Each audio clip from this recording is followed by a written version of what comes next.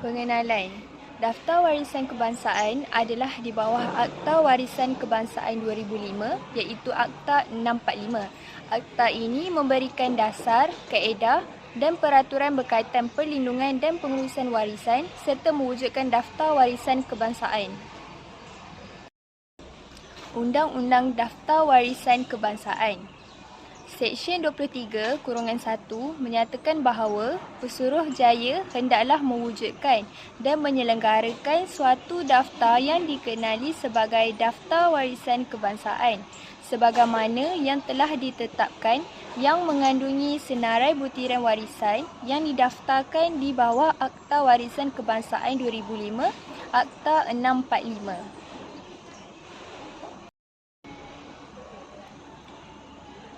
Seksyen 23(2) Pesuruhjaya hendaklah menjadikan daftar tersedia untuk pemeriksaan awam tertakluk kepada apa-apa syarat sebagaimana yang difikirkan patut.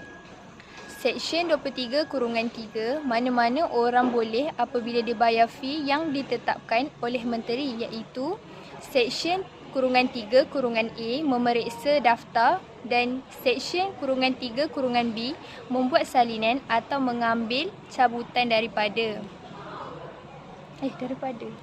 Tu je ke? Seterusnya adalah permohonan bagi pendaftaran objek warisan. Yang pertama adalah mana-mana orang boleh memohon bagi sesuatu objek didaftarkan sebagai objek warisan. Yang kedua pula adalah suatu permohonan bagi pendaftaran hendaklah dibuat mengikut apa-apa bentuk dan disertakan dengan apa-apa dokumen atau maklumat sebagainya yang ditetapkan. Yang ketiga pula adalah Pesuruhjaya boleh pada bila-bila masa selepas menerima permohonan di bawah Subseksyen 1 dan sebelum permohonan itu ditentukan melalui satu notis tertulis dikehendaki pemohon untuk memberikan apa-apa dokumen atau maklumat tambahan sebagaimana yang difikirkan perlu oleh Pesuruhjaya itu. Yang keempat pula adalah jika mana-mana dokumen atau maklumat tambahan yang dikehendaki di bawah Subseksyen 3 tidak diberikan oleh pemohon dalam masa yang dinyatakan dalam notis itu, maka selanjutnya permohonan itu hendaklah disifatkan telah ditarik balik dan tidak boleh diteruskan, tetapi tanpa menjejaskan permohonan yang baru yang dibuat oleh pemohonnya. Yang kelima pula adalah suatu permohonan di bawah seksyen ini boleh ditarik balik pada bila-bila masa sebelum permohonan itu diluluskan atau ditolak. Wabarakatuh. Hari ini saya akan sambung pembentangan di mana tentang kelulusan atau penolakan permohonan bagi pendaftaran. Yang pertama adalah jika Pesuruhjaya berpuas hati bahawa sesuatu objek mempunyai warisan kebudayaan yang penting, dia hendaklah mendaftarkan objek itu sebagai satu objek warisan dalam daftar dan memberi permohonan suatu notis bertulis mengenai keputusan Pesuruhjaya di bawah seksyen ini. Jika permohonan itu melibatkan suatu objek yang melekat pada mana-mana tanah yang diberi hak milik, persetujuan pihak berkuasa negeri hendaklah diperoleh sebelum permohonan itu diluluskan. Yang ketiga, jika permohonan itu melibatkan warisan kebudayaan tidak ketara dalamnya hak cipta wujud, keizinan pemunya hak cipta hendaklah diperoleh sebelum permohonan itu diluluskan. Yang keempat pula adalah suatu permohonan bagi pendaftaran yang diluluskan di bawah seksyen ini boleh tertakluk kepada apa-apa syarat yang dikenakan oleh Pesuruhjaya. Yang kelima pula adalah dengan seberapa segera yang mungkin selepas kelulusan dalam Subseksyen 4, Pesuruhjaya hendaklah menyebabkan disiarkannya dalam warta suatu notis bahawa objek itu telah didaftarkan sebagai sesuatu objek warisan dalam mengenai apa-apa perkara lain yang membentuk atau yang berhubungan dengan objek warisan itu.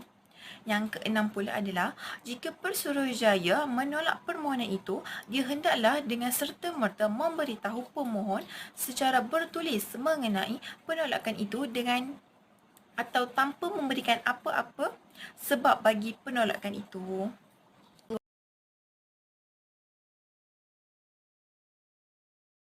Seterusnya, kita beralih pula kepada perakuan pendaftaran.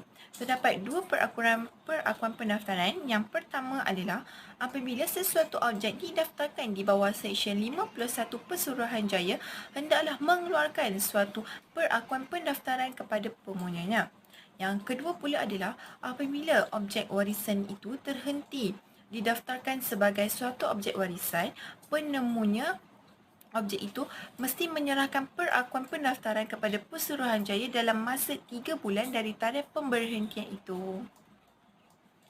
Assalamualaikum warahmatullahi wabarakatuh. Nama saya Upi Syafira binti Ramli bernombor matrik 287781. Saya akan meneruskan pembentangan ini berkaitan dengan Akta Perlindungan dan Pendaftaran Objek Warisan Tidak Ketara.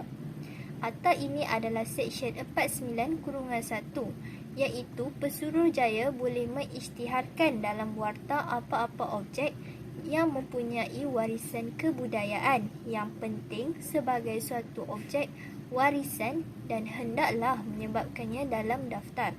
Seksyen 49-2 pula menyatakan sebelum pengisytiharan di bawah subseksyen (1), keizinan pemunya objek itu hendaklah diperoleh dan bagi maksud itu, Pesuruhjaya boleh memberikan apa-apa peluang terlebih dahulu kepada pemunya untuk membuat representasi atau penghujahan yang berhubung dengan pengisytiharan yang dicadangkan sebagaimana yang boleh dilaksanakan dalam keadaan yang mengikut ketetapan atau caranya.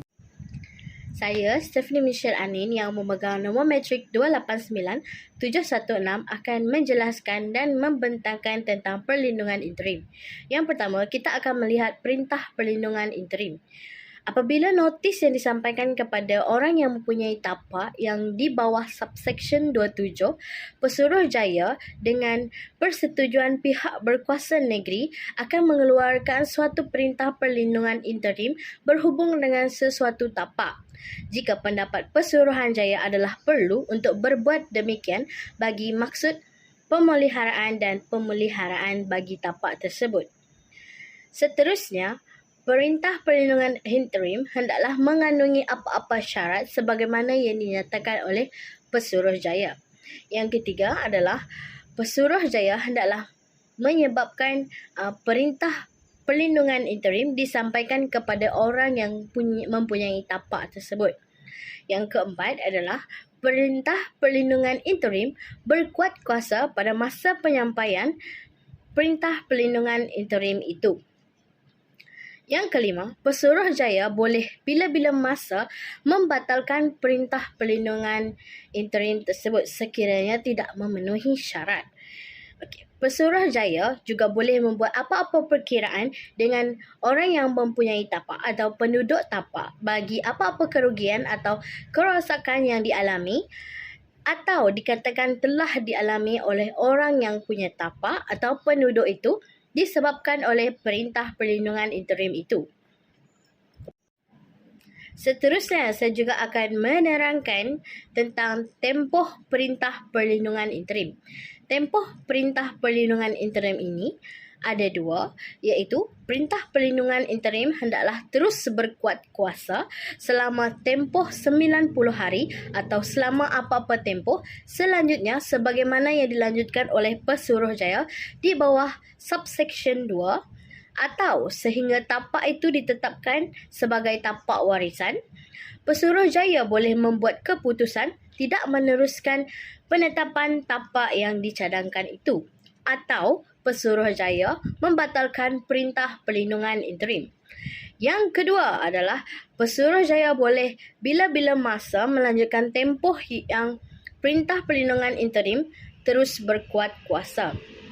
Selanjutnya, notis perlanjutan hendaklah disampaikan mengikut cara yang sama sebagaimana Perintah Perlindungan Interim disampaikan.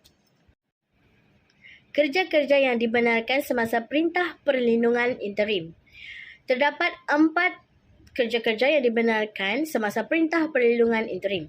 Yang pertama adalah mana-mana orang yang terjejas oleh Perintah Perlindungan Interim boleh memohon kepada Pesuruhjaya untuk menjalankan apa-apa kerja atau aktiviti di atas tapak itu.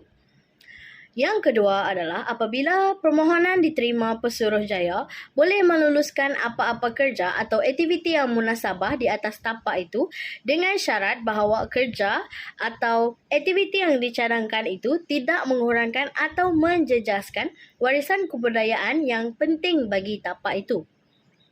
Yang ketiga adalah suatu kelulusan di bawah subsection 2 boleh tertaluk kepada apa-apa syarat sebagaimana yang dikenakan oleh Pesuruhjaya.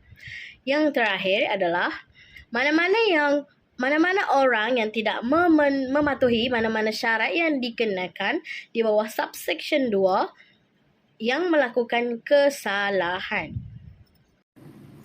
Sebagai kesimpulannya, undang-undang berupaya untuk memberi perlindungan yang tegas dan ketat untuk menjamin warisan bernilai tinggi. Penggubalan undang-undang menetapkan peraturan yang perlu dipatuhi dan diikuti. Penggubalan undang-undang juga dapat memberi keyakinan akan jaminan dalam mempertahankan warisan. Jaminan ini termasuklah pengekalan dan pemeliharaan secara perlindungan yang dinaungi oleh undang-undang itu. Akta Warisan Kebangsaan 2005 ataupun Akta 645 menjadi undang-undang yang memelihara warisan negara. Garis panduan dan prosedur pendaftaran warisan kebangsaan termasuklah dalam akta tersebut.